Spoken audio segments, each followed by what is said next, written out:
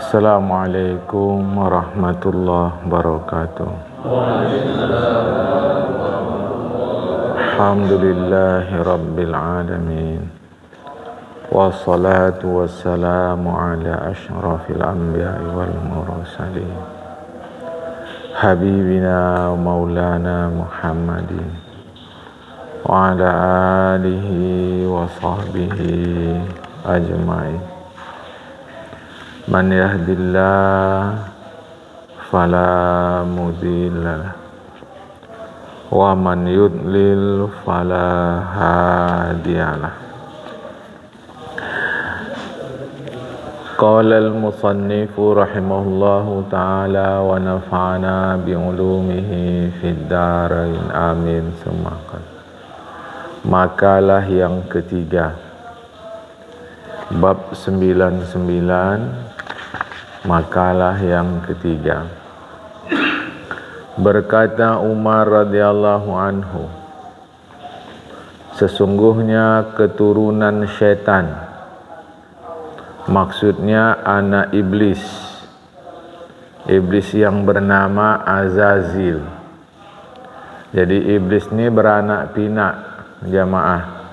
Setelah beranak, dia tak mati-mati sampai hari kiamat. Jadi kalau dinampakkan Allah Ta'ala, jumlah syaitan lebih banyak dari jumlah manusia. Syaitan wujud jin. Karena syaitan itu artinya sifat. Manusia pun ada disebut syaitan. Nah, jadi syaitan yang wujudnya jin itu jauh lebih banyak dari manusia.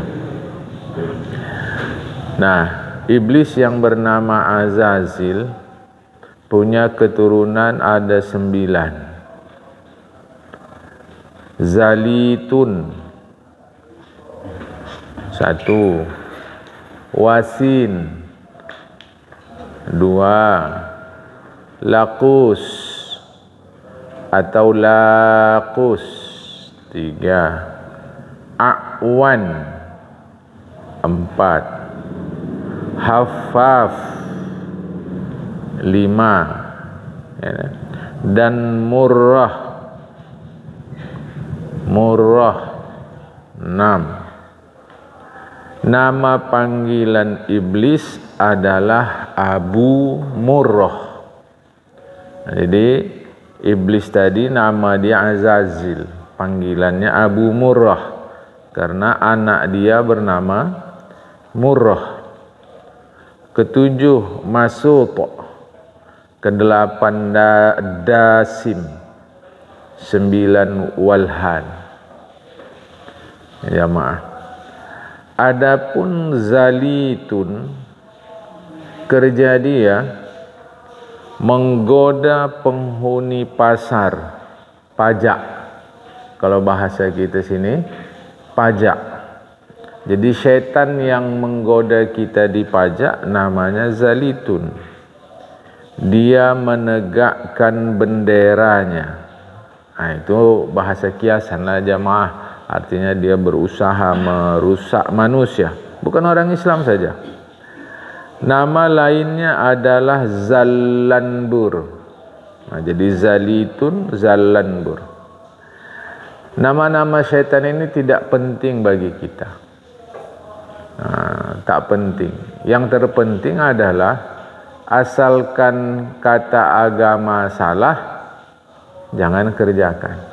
Asalkan kata agama benar, kerjakan. Itu saja, jamaah. Tak penting nama-nama ini, tak penting. Di setiap pasar, dia menyuruh penjual dan pembeli melakukan apa? Satu, penipuan. Jadi asal ada penjual yang menipu, pembeli yang menipu, itu kerja syaitan yang namanya Zallanbur, jamaah, atau Zalitun. Kerja dia lah itu. Nah, penjual tak jarang menipu. Barang ada dibilang tak ada. Barang tak ada dibilang ada. Barang lama dibilang baru. Macam-macam. dia berada dalam perangkap setan zalitun. Pembeli pun begitu. Dah dibalikkan uang, bilang belum. Dah dikasih barang, bilang belum. Macam-macam lah jamaah, ya. Apalagi sumpah palsu, itu kerja syaitan zalitun, ya kan? Memuji-muji barang dalam agama yang disuruh menjelaskan keadaan barang. Barangnya begini, begini. Enggak, dia puji-puji barang dia. Menipu sukatan dan timbangan, itu kerja syaitan zalitun atau zalanbur. Nipu kan, rata, hampir rata pedagang penjual menipu, hampir rata jamaah kan. Zalanbur bertugas menceraikan antara suami dan istri dan menampakkan kepadanya suami kekurangan istrinya. Itu kerja syaitan zalitun atau zalanbur. Jadi untuk menceraikan laki bini, itu kerja syaitan jamaah. Di mata laki kekurangan aja bininya, nampak kali kekurangan bini dia, berselingkuhlah dia di luar. Yang kadang secara zahir kita tengok selingkuh ni kan zina jamaah, bukan kawin. Kalau kawin lagi itu bukan selingkuh dalam Islam, nikah sah. Islam tidak mengenal nikah siri. Nikah ya nikah. Siri itu artinya sembunyi. Mengapa ibadah harus sembunyi? Menikah itu kan ibadah jemaah. Menikah itu ibadah. Maka dalam Islam tak ada nikah siri. Nikah ya nikah. Itu istilah masyarakat saja. Nikah siri, sembunyi. Ibadah kok sembunyi-sembunyi? Jemaah. Di masyarakat selingkuh itu secara tak langsung adalah zina. Oh enggak zina maksudnya. Maksudnya selingkuh itu nikah lagi. Kesannya selingkuh itu kan buruk. Berarti kalau maksudnya nikah lagi, berarti nikah lagi itu buruk. Bukan ibadah. Berarti maksiat, durhaka. Ini kan kacau jadinya jemaah. Ya. Nah, jadi kadang kita tak mengerti. Rupanya itu kerja syaitan zalitun. Nampak suami saja kekurangan istri, kawin lagi lah dia. Yang lucunya kadang-kadang lebih pula perhatian dia kepada selingkuhannya daripada kepada istrinya. Masya Allah jamaah, itu kerja syaitan zalitun. Itu maka kadang ada di ruqyah itu, di ruqyah supaya dia lepas daripada jeratan jin tadi, syaitan tadi jemaah. Ya. Yang kedua wasin. Wasin itu menggoda orang yang sedang ditimpa musibah. Nah, jemaah. Jadi orang yang ditimpa musibah, wasin datang. Ada yang mengatakan namanya adalah tabar, sehingga dia menjerit, memukul-mukul pipi dan yang macam itulah. Nah, ketika sedang musibah datang setan. Nama musibah itu kan kita di luar kuasa kita jemaah. Sedang musibah setan datang, setan wasin. Bukan wasan. Kalau wasan itu setan yang membuat kita ngantuk. Dia ada di pelupuk mata kita, ditarik-tariknya supaya ngantuk. Itu wasan. Ini wasin. Apa wasin? Itulah dia tadi jamaah, yang kalau sedang musibah dia goda kita, sehingga kita marah-marah, memukul-mukul, ngamuk-ngamuk. Itu setan wasin. Kemudian dan a'wan. A'wan ini menggoda penguasa sehingga dia berlaku zalim jamaah. Jadi penguasa yang zalim itu syaitannya a'wan. Kemudian haffaf, menggoda peminum yang memabukkan jamaah. Itu haffaf. Kita tak ada insyaallah jamaah ya. Khamar itu tak ada sama kita. Dan murrah, menggoda orang supaya bermain suling. Nah, itu hafaf. Lakus, menggoda orang supaya menyembah api. Ada yang mengatakan lakus, ada lakus, macam-macam nama dia, ya. Apa lagi? Dan walhan, tadi ada walhan, ya. Apa kerja syaitan walhan? Menggoda orang yang sedang bersuci dan sembahyang sehingga dia ragu-ragu. Nah, orang berwudu udah basuh atau belum ini? Udah rata atau belum? Nah, sampai mana ini? Sembahyang pun gitu. Dah rakaat keberapa ini? Itu setan walhan. Ya. Nah, ya. Jadi, dan walhan menggoda orang yang sedang bersuci dan sembahyang sehingga dia ragu-ragu, yang mengatakan sebagai ganti murah. Jamaah, ya. Pendek kata, itu memang syaitan ada tugas masing-masing. Itu yang harus dipahami, jamaah, ya.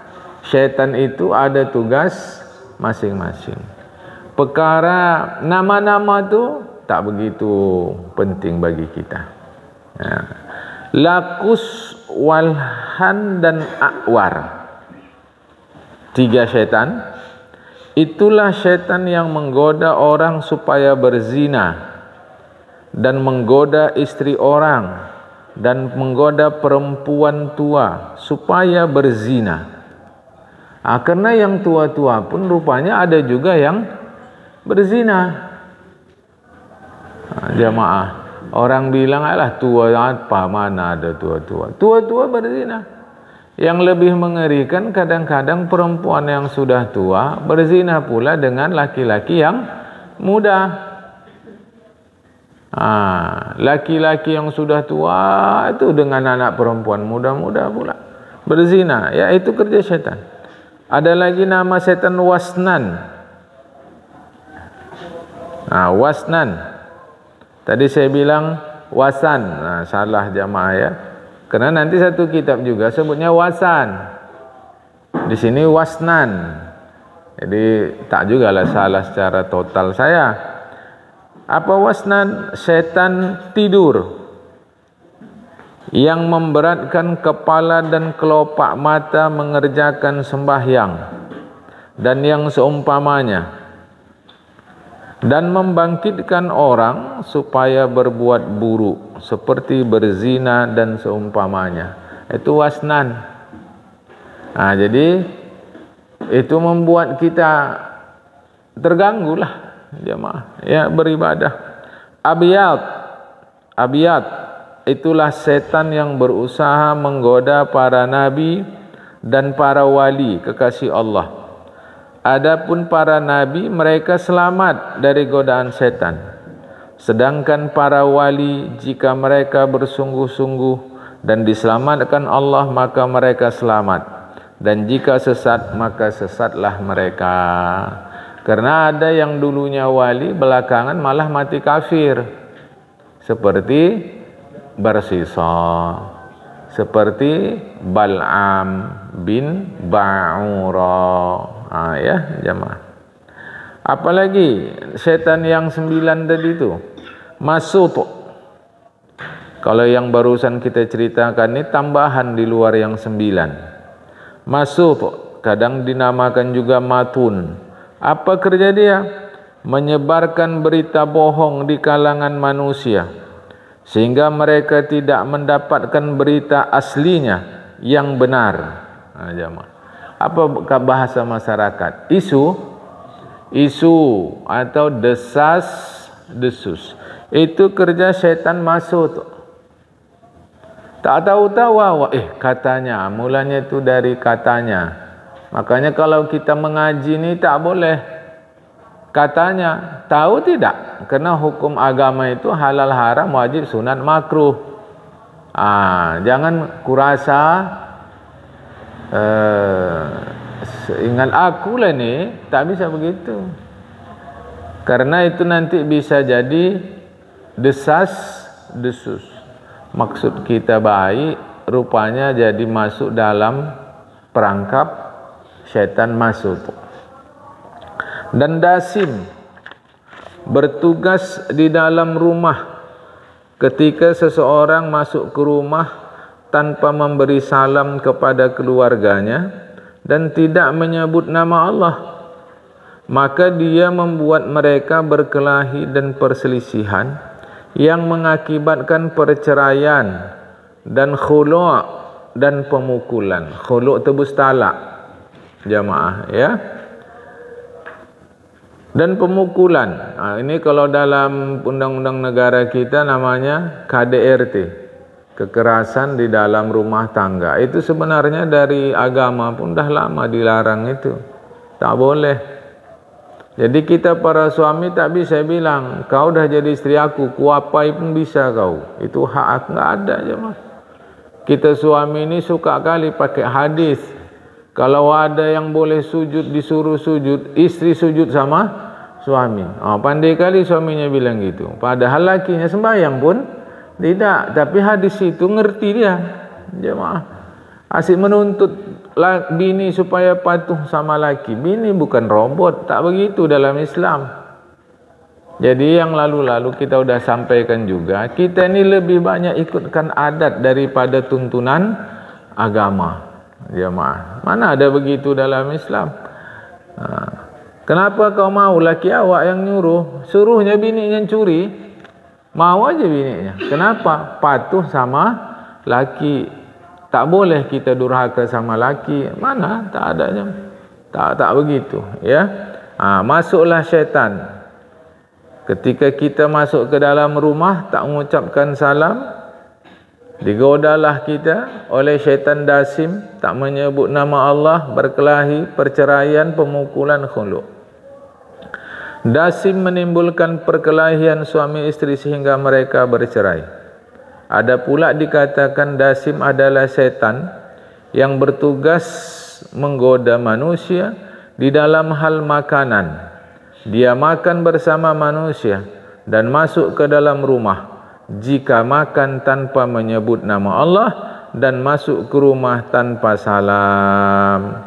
Akibatnya dia tidur bersama manusia, memakai pakaian secara bersama. Jika manusia tidur telanjang dan tidak menyebut nama Allah ketika berpakaian. Berpakaian tak menyebut nama Allah. Ada doanya itu, Allahumma as'aluka min khairihi wa khairi ma huwa lahu dan seterusnya. Tapi kalau tak hafal cukup baca Bismillah. Tak dibaca maka yang berpakaian pun setan ikut. Makanya kita kadang dalam berpakaian tu rasa cantik kurang cantik. Ini kurang pas, ini kok kurang cocok, ini kurang apa. Padahal dah bagus. Ini udah enggak bagus lagi, belilah lagi, pakai lagi. Ini kok kurang setelannya ini. Itu pengaruh syaitan. Kerana tak dia pakai dengan mengucapkan nama Allah. Sekurangnya Bismillahirrahmanirrahim. Tidur telanjang, tidurlah syaitan sama kita. Baru awak bilang payah kali bangun subuh, orang dah jadi syaitan. Jemaah. Semua agama sudah terang jelaskan. Tinggal kita saja. Kalau kita nengok dah bagus. Tapi dia kata ini kurang cocok nih pakaian ni. Dah beli lagi ya, beli lagi. Pakaian yang dipakai pun rasa kurang pas. Syaitan. Jadi kita ni senantiasa dalam perangkap syaitan. Ya. Dan walhan, menggoda manusia supaya ragu-ragu ketika berwuduk dan sembahyang dan beribadah. Dikatakan walhan menimbulkan keraguan ketika berwuduk dengan memperbanyak menggunakan air. Di antaranya ni mah kesudahan sah kurang sah. Ngapai lama-lama berwuduk, orang basuh aja tek dah habis. Ini rasa dia kita mesti hati-hati. Sebab kalau ada yang tak kena bisa tidak sah sembahyang. Wuduk pelan-pelan. Maksud dia betul. Dan setan nebeng. Kata setan, bagus kau nih, pelan-pelan ginilah. Ini namanya kau hati-hati. Kita pikir kita berhati-hati, padahal sudah mengikut perintah setan, walhan. Makanya supaya tidak masuk dalam perangkap setan, ikutkan agama aja. Apa kata agama buat, titik. Jemaah. Agama kata makruh untuk apa namanya itu, banyak-banyak pakai air. Jangan pakai air banyak-banyak. Cukup basuh 3 kali, cukup 3 kali. Kita kadang membasuh tangan ini, segayung air. Kan mubazir. Padahal segelas ini cukup. Jamaah, cukup. Sampai segayung. Wah. Coba baguskan jamaah. Gitu. Kan bukan mesti banyak dia. Yang penting asal ada air mengalir. Ini kadang sampai sekarang jadi beruduk nih. Beruduk dia dari muka, tangan, kepala. Muka, tangan, kepala. Katalah kuping. Terus kaki. Bisa nanti 1 ember. Ember kecil. Yang sedang jemaah. Yang sedang lah. Ya. Untuk apa sebanyak itu? Kan? Itu setan apa tuh? Walhan. Jamaah. Jadi dia dalam perangkap setan walhan. Dari Ali, dari Rasulullah bersabda, lil wudu'i syaitanun yuqalu lahul walhan wa fataquhu aw qala fahdaruhu. Artinya ada syaitan yang mengganggu ketika berwudu, namanya walhan. Maka berhati-hatilah atau berwaspadalah, kata Rasulullah, atau bersabda Rasulullah, waspadalah. Jemaah. Jadi apa namanya itu? Walhan ini mengganggu kita. Jemaah. Kadang orang bilang kalau kita beribadah masih diganggu-ganggu setan, itu yang enggak beribadah enggak diganggu setan. Kata kita yang beribadah itu enggak usah diganggu setan, sudah ibarat kata sudah jatuh. Jadi tak usah lagi diganggu. Macam kita ni sembahyang kadang, aduh beginilah begitu. Kalau belum sembahyang tak ada mau buang angin. Begitu mau sembahyang, terasalah buang angin, kata kita. Bagusan tak usah sembahyang. Tengoklah yang tak sembahyang ni sehat-sehat. Kata kita, setan tak perlu menggoda orang tu lagi, karena memang orang itu sudah menggoda, merusak, menghancurkan dirinya sendiri. Jamaah, itu enggak perlu macam istilah kata menggarami air laut, enggak perlu. Udah rusak sendiri, jamaah. Itu kadang-kadang kita yang rajin ibadah, kadang sepintas datang bisikan yang membisikkan setan juga. Kata setan, kau tengok orang tu yang tak rajin ibadah tu, enaklah orang tu, enggak macam kau digoda setan. Padahal yang bilang itu setan juga, jemaah. Iya juga, kata. Itulah masuk jarum tadi, jemaah. Ini supaya jangan keliru, ya. Makanya agama selalu bilang, a'udzubillahi minasyaitonirrajim. Seluruh bacaan dalam agama, seluruh bacaan yang saya pernah bagi tahu dalam kitab Al-Azkar, jemaah, itu cukup kita miliki. Semua bacaan ada di situ. Semua ada di situ. Dari mulai sedang tidur pun ada bacaan. Misalnya kata sedang tidur kita tersentak, entah karena apalah tersentak kita. Ada bacaannya. Malam-malam dengar suara ayam berkokok, ada bacaannya. Jamaah, semua diajarkan. Itu perlindungan kita dari syaitan. Makin ke belakang ni makin ngeri setan, jamaah. Makin ngeri ke belakangan ni. Makin menjadi-jadi setan. Orang dia beranak pinak tak mati-mati. Jadi makin banyak, jamaah. Ngeri-ngeri. Ya. Seluruh zikir-zikir yang diajarkan agama itu untuk melindungi diri kita. Saya tetap bagi tahukan Al-Azkar. Banyak terjemahannya, jemaah. Ada terjemahan biasa, ada yang diterjemahkan dengan dengan bahasa yang lebih bagus lagi, macam-macam terjemahan tu. Situ bacaannya ada semua jamaah, berdoa, berzikir, zikir yang bagus bagaimana, di situ cukup. Ya, apa fungsinya itu? Itulah melindungkan diri kita dari syaitan. Ya, ada pun yang mengganggu ketika sembahyang namanya khanzab. Khanzab ini di dubur. Jamaah, itulah makanya kalau orang mau sembahyang suka buang angin. Itu setan khanzab, kerjanya menghembus-hembus dubur. Makanya Rasulullah bagi tahu, kalian jangan tinggalkan sembahyang kecuali nanti fa ushkila alaihi, kata Rasulullah dalam hadis. Nanti kalian sedang sembahyang, ushkila alaihi, diganggu oleh syaitan, dibuat jadi mushkilah, jadi masalah. Maka kata Rasulullah, jangan tinggalkan sembahyang sampai kalian dengar suara atau tercium bau. Titik. Begitulah kira-kira bunyi hadis Rasulullah. Kira-kira intinya, aku kentut enggak nih? Buang angin enggak nih? Jangan, kata Rasulullah. Akharaja, apakah keluar sesuatu ini? Kata Rasulullah, sampai dia dengar suara atau dia cium bau.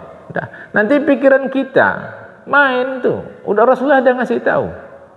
Sampai dengar suara atau bau, baru dia bilang, awak kadang kalau buang angin itu enggak bau, kan jadi masalah bagi dia. Rasulullah dah ngasih tahu.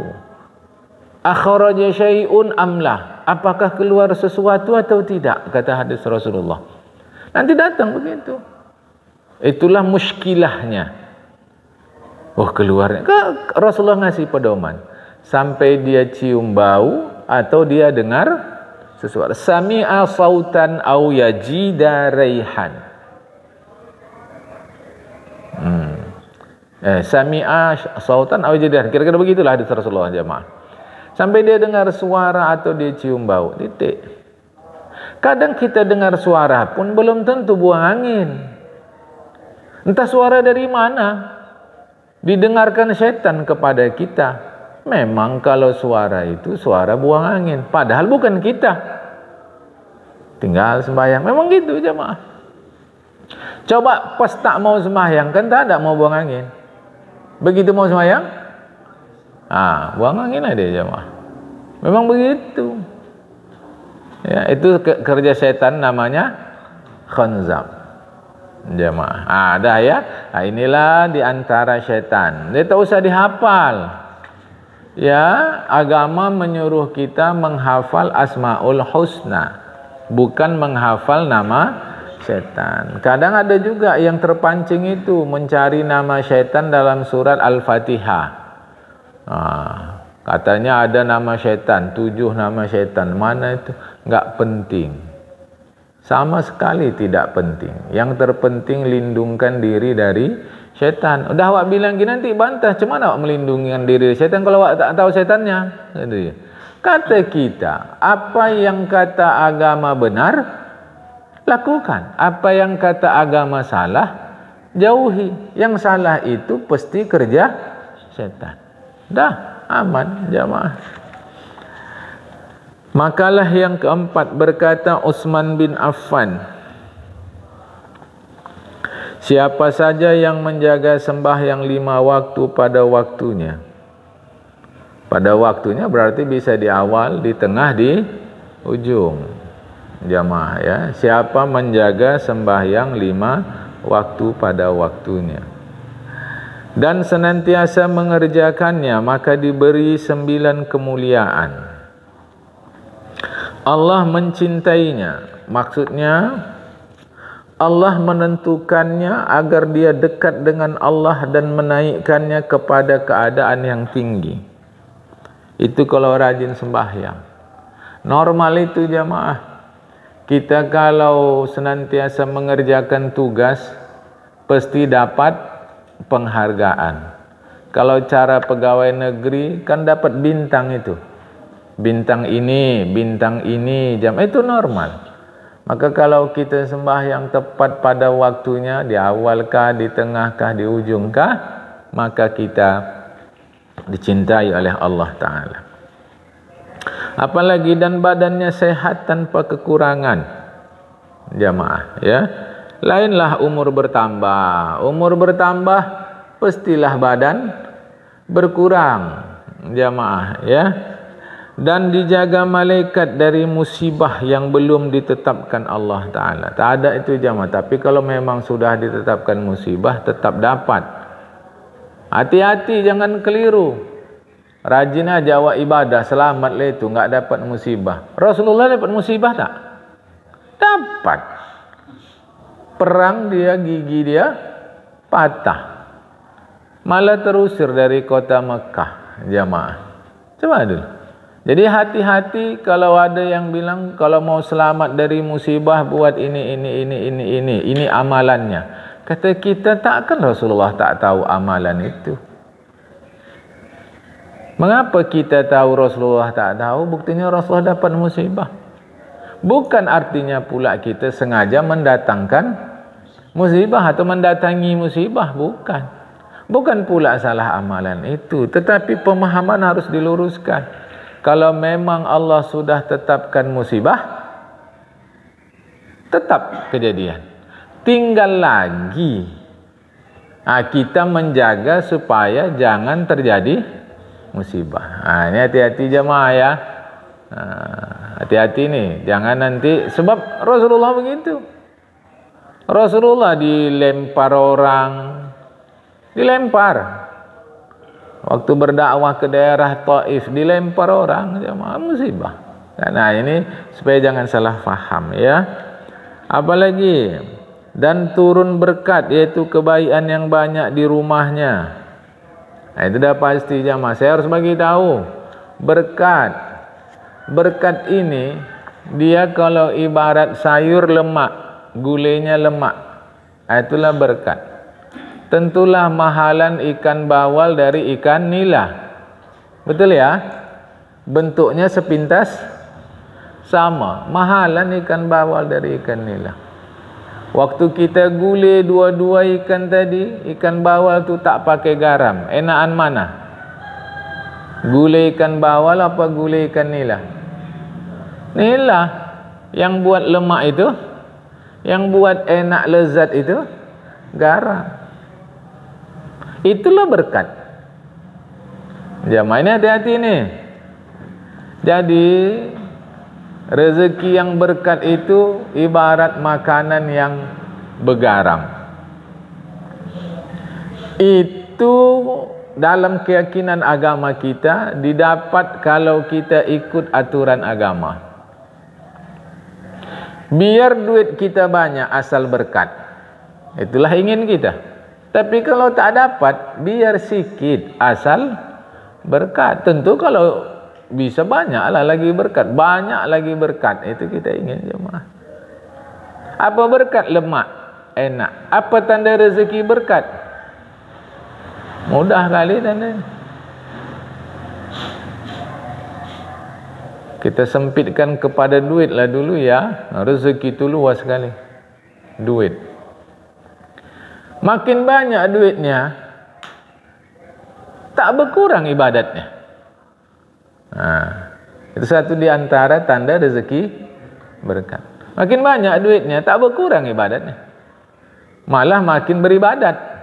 Kan ada orang kalau belum banyak duitnya, rajin sembahyang, udah banyak duitnya, berkurang sembahyangnya. Ada yang begitu. Jamaah taklah bisa kita hukumkan semua. Jamaah tak bisa. Jadi rezeki berkat satu di antaranya itu dia. Ibadat dia tak berkurang dari sebelum dapat duit tadi. Mudah sedekah.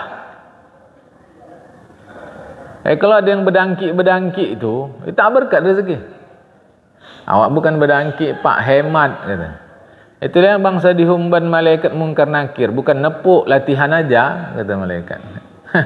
Kan jawab, tanda rezeki berkat, mudah sedekah. Ini hampir dikata tak pernah sedekah. Sedekah pun berhitung dia. Berhitung berapa. Tak tanda tak berkat. Kita datang ke dunia ni tak bawa apa-apa. Kita pulang pun tak bawa apa-apa.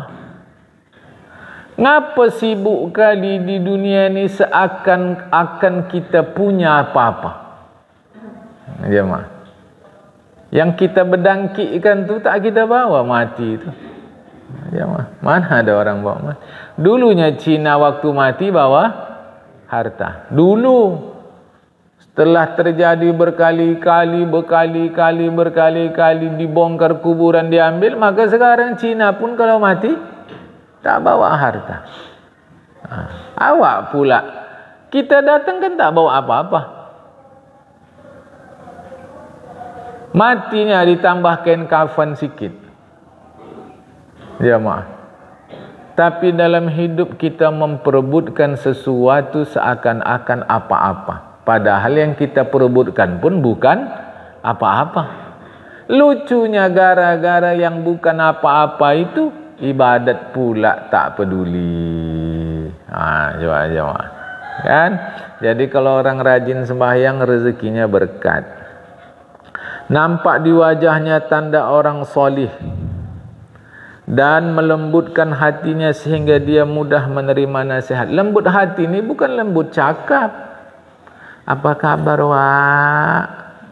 Wak sehat wak? Bukan itu yang dimaksud lembut dalam agama. Itu lembut masyarakat. Lembut dalam agama itu diantaranya mudah menerima nasihat. Lembut dalam cakap bisa jadi orangnya tekak. Ada yang lembut-lembut dalam cakap. Iya bang. Lama tak jumpa sama abangnya bang. Lembut kali. Tapi itulah yang kata guru-guru, telunjuk lurus, kelingking, berkait. Jamaah. Bukan itu yang dimaksud lembut. Yang dimaksud lembut di situ mudah menerima nasihat. Jamaah. Itu lembut. Lembut hati. Mudah menerima nasihat. Kalau mulut lembut aja jamaah. Tikamnya awak dari belakang, mulutnya lembut, cakap halus. Tapi senjata tajamnya di belakang dia. Itu kira-kira kiasannya jamaah. Kan? Dan melalui titian seperti kilat yang menyambar terang. Titian ya jamaah. Apalagi dan diselamatkan Allah dari api neraka Jahannam dan menempatkannya di dalam surga bertetangga dengan orang-orang yang tidak merasakan takut dan gentar. Maksudnya dekat dengan wali-wali Allah yang mulia. Bahwasanya Nabi Muhammad bersabda, "Khamsu salawatin man hafaza alaihinna kanat lahu nuran wa burhanan," dan seterusnya. 5 sembahyang, siapa saja yang menjaganya maka untuknya cahaya dan jelas terang hidup dia, selamat pada hari kiamat. Siapa saja yang tidak menjaganya maka tiada untuknya cahaya, tiada pula jelas, tiada pula selamat, dan pada hari kiamat dia bersama Fir'aun, Qarun, Haman, Ubay bin Khalaf. Riwayat Ibnu Nasr.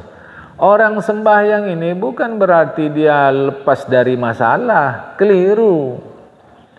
Keliru jamaah. Mau ringan masalah hidup awak, sembahyang awak. Bukan kita kata tak sembahyang. Pemahaman itu keliru. Mau selamat awak dari ejekan orang ini, sembahyang awak. Berarti Rasulullah macam mana? Rasulullah diejek-ejek. Khalifah Umar ditikam mati.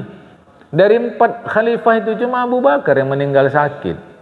Selebihnya ditikam. Jamaah mati. Jadi kalau gitu kita ni lebih baiklah dari mereka. Bukan. Sembahyang tetap. Sembahyang tetap. Tinggal lagi kalau orang sembahyang itu jelas dia tahu dia ini masalah, ini bukan masalah. Macam ginilah jemaah. Enak mana kita mancing di air keruh apa di air jernih?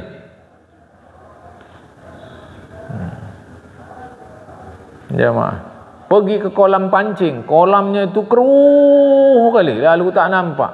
Kolam yang satu jernih kali, ikan pun nampak.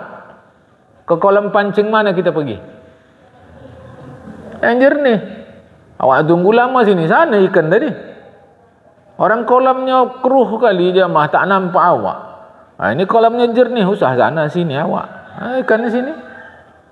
Begitulah kalau kita dapat masalah. Hati itu jernih, tahu kita, oh ini dia, udah ini dia. Tapi kalau dia tak jernih hati tadi, sudahlah masalah dapat, hati tak jernih, itulah yang bangsa kacau balau tu. Barulah kalau sudah kejadian selalu kalimatnya, kalau aku tahu kayak gini ya.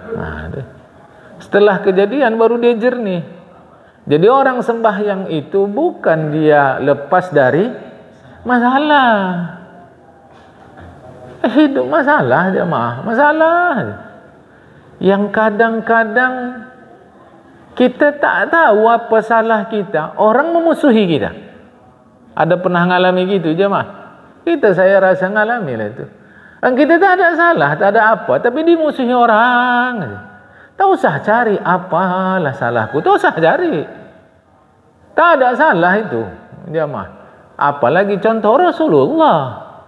Apalah salah Rasulullah? Enggak suka aja orang nengok dia. Coba dulu jemaah. Rasulullah merokok tidak, minum khamar apalagi, berjudi tidak, merampok tidak, nyakitin orang tidak, tapi tak suka aja orang nengok dia. Coba aja. Kita dalam hidup kita secara zahir lah, kita kan tak tahu pula. Secara zahir kita tengok tak ada salah kita. Tapi orang benci aja nengok kita. Biarkan saja, sudah jemaah. Jadi saya bukan apa, saya mau mengingatkan kita, saya enggak masuk ke pribadi kita. Jangan nanti agama ini disalahfaham. Mau lancar hidup kita, rajinlah sembahyang, lancarlah hidup tuh. Rasulullah terusir dari kota Mekah. Berarti kita ni lebih baik dari Rasulullah. Atau Rasulullah sembahyangnya tak elok, buktinya tak lancar hidup dia. Sampai 3 tahun di bekot. Itulah yang kita dengar dari guru dia, Rasulullah sampai mengikatkan batu di perut. Berarti tak lancar hidup Rasulullah, berarti sembahyang Rasulullah tak bagus. Kalau awak, alhamdulillah lancar aja hidup ni lah karena sembahyang ni. Kata awak berarti kau lebih mantap dari Rasulullah ni, kata awak. Ya kalau gitu apa guna sembahyang? Sembahyang itu tanda syukur, dah tu aja jemaah. Sembahyang tanda syukur atas berbagai-bagai nikmat yang Allah berikan. Jemaah, apa yang mau syukuri? Pening awak hidup ni. Dah mati aja lah kau, kata awak. Kok kasar kali pak? Ya kan kalau enggak hidup mati. Kau bilang suntuk kali hidup ni. Mati aja lah udah. Kata kita aja. Maksud kita bukan begitu. Ya saya pun enggak berani juga lah ya menghibur orang sedang musibah tu, tidak berani. Kerana macam mana itu pun itu menyusahkan kita musibah itu jamaah. Itu pasti. Tetapi kalau direnung-renung banyak nikmat. Hanya kita saja yang mungkin kurang pandai menikmatinya. Ya macam belakangan ini kan suasana panas saja ya. Payah awak tidur. Kalau payah kau tidur, datanglah kau kemarin berarti kalau kan kau bilang payah tidur. Kalau payah kau rasa tidur, berarti subuh adalah kau di masjid karena enggak tidur. Nyatanya tidur payah di masjid tak ada juga. Jadi macam mana ini sekarang nih? Syukur juga lah payah tidur. Mudah datang sembahyang ke masjid. Nyatanya tak juga. Berarti kan kau enak tidur. Coba jemaah. Maksud saya kadang kita terlampau pandai, kita sendiri yang buat. Jadi kalau gitu supaya lancar hidupnya macam mana? Perhatikan orang non-muslim. Yang kafir-kafir itu lancar tak hidupnya sebagian? Kapan sembahyangnya? Kadang awak tengok enak juga lah orang kafir ni. Kata orang, tak ada sembahyang-sembahyang, lancar aja hidup. Awak sembahyang, jualan pun tak laku-laku. Ya, tak ada hubungan sembahyang dengan itu. Mau lancar jualan, Jangan mahal kali, ramah. Tak usah sembahyang, tak ada hubungan tu. Sembahyang tu tanda syukur aja, dah titik. Atas nikmat yang Allah berikan. Berapa banyak keluarga yang harmonis, tak sembahyang dia. Saya tengok jemaah. Sembahyang tak pernah. Awak pikir pun kafirnya dia. Rupanya pas Idul Fitri muncul dia. Jemaah. Idul Adha datang dia. Tak pernah sembahyang. Wirid apa semua tak pernah. Lancar, rumah bagus, istri baik. Istrinya jilbab pula tu. Jilbab besar, jilbab syar'i. Tapi sembahyang tidak. Anak sukses semua. Tengok tu. Awak yang sembahyang ni kadang entahlah. Tak ada hubungan. Sembahyang itu sebagai tanda syukur, dah itu aja. Jamaah. Sebab sebagian kita salah, mau lancar hidup sembahyang lawak, lancarlah itu. Rasulullah terusir titik, bes. Saking terusirnya waktu ke Madinah pun sembunyi-sembunyi tidak? Sembunyi. Udah sembunyi-sembunyi perginya malam lewat jalur yang tak pernah dilewati orang. Di antaranya tepi laut. Jemaah. Itu aja. Kalau gitu tak usah sembahyang. Oh tidak begitu, sembahyang tetap. Cuma maksud saya jangan dipahamkan. Mau lancar sembahyang, hidup sembahyang. Enggak juga. Orang terkaya di Indonesia itu orang Cina. Mana sembahyang dia? Jemaah. Itu penelitian tadi malam atau semalam saya baca itu. Perempuan tua orang Amerika meneliti dia. Orang paling kaya di Indonesia itu saya tak sebutlah namanya, orang Cina jemaah. Kapan dia sembahyang? Awak yang kadang-kadang rajin sembahyang ni asyik dapat zakat aja. Yang dapat zakat kan fakir miskin. Mau kaya sembahyang lah enggak juga. Sembahyang ni tanda syukur kepada Allah Ta'ala. Apa yang awak syukuri? Oh banyak kali jemaah. Mau tahu kita apa yang kita syukuri, rajin-rajinlah mengunjungi saudara kita yang sedang sakit. Tahulah kita tanda syukur itu. Atau pergi ke rumah sakit. Tahulah kita tanda syukur tu jemaah. Awak yang sakit, kata dia. Awak yang sakit. Berapa lama dah kita sehat? Aku kalau cerita gini tak berani juga. Sebab nanti orang tersinggung. Jemaah. Tapi saya mau luruskan. Jangan aneh-aneh terhadap sembahyang tadi. Sembahyang ini membuat bagus kita. Ya. Yang kelima dari Ali. Bermula menangis ada 3 macam. Kata Khalifah Ali. Ya orang menangis ni ada 3 macam. Kata Khalifah Ali. Semacam karena takut akan siksa Allah. Dan kedua takut marah Allah. Ketiga takut terputus. Maksudnya jauh dari Allah Ta'ala dan berpaling darinya. Jadi ada nangis kerana takut siksa, ada nangis kerana takut Allah marah, ada nangis kerana takut terputus dari Allah Ta'ala. Jadi ini lebih dari sembahyang lagi jamaah. Kan menangislah ya. Adapun yang pertama menangis karena takut siksa Allah adalah penghapus dosa. Yang kedua pencuci kekurangan diri. Yang ketiga adalah